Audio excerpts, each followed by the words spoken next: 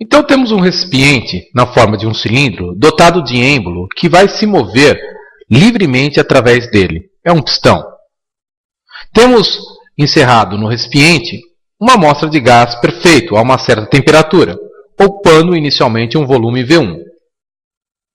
Vamos estudar a relação entre a pressão e o volume ocupado pelo gás, mantendo sua temperatura constante. Ou seja, vamos provocar no gás uma transformação isotérmica, no caso, uma compressão isotérmica, pois pretende-se reduzir o volume da amostra gasosa. Então, para um volume V1, temos uma pressão P1.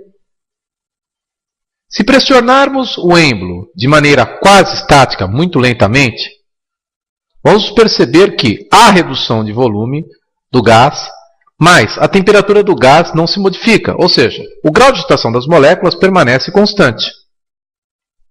Observamos experimentalmente que, com a redução de volume, a pressão interna tende a aumentar.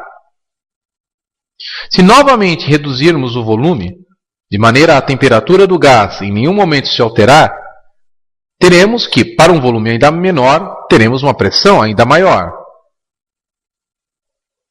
Observe que, com a diminuição do volume, a pressão interna está aumentando, desde que a temperatura do gás seja mantida constante.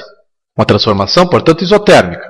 Se reduzirmos ainda mais o volume do gás para um valor V4, a pressão aumentará ainda mais.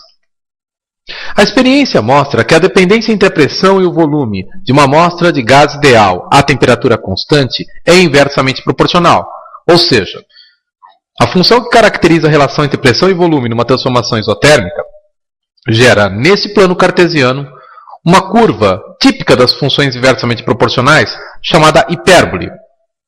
No caso da transformação gasosa isotérmica, essa hipérbole pode ser chamada de isoterma.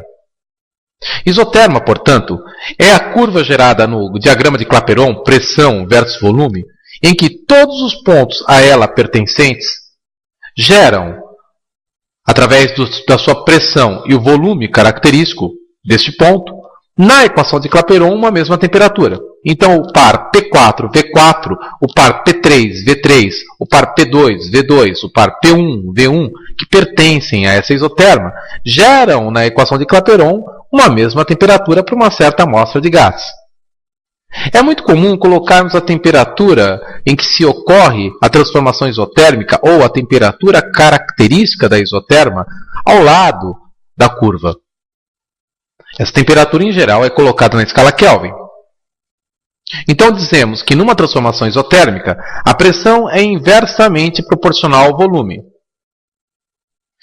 Quando isto ocorre, o produto das grandezas é constante, ou seja, se a dependência entre duas grandezas é inversamente proporcional, o produto das grandezas gera sempre o mesmo valor. Então, P1V1 é igual a P2V2, que é igual a P3V3, que é igual a P4V4. E esse produto é igual a nRT, onde T é a temperatura que foi mantida constante.